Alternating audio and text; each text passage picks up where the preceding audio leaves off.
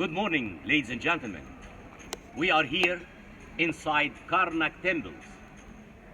I'm talking in front of all of my colleagues, conservators, Egyptologists, archaeologists, workers.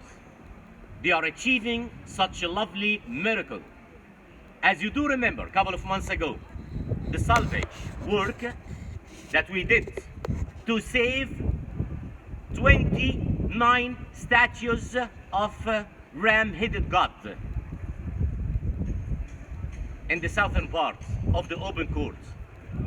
The second salvage project that we are doing nowadays to save those 19 statues. They were in really bad condition of preservation because of the old conservation, which is 50 or 60 years ago.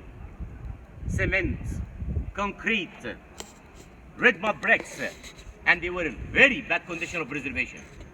Nowadays, we are saving those 19 statues, and very soon that we're gonna finish our work, I believe less than 20 days, you will see how those guys will achieve the lovely miracle that you are going to visit and to see very soon.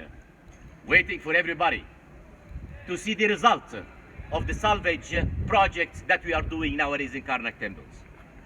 Thank you.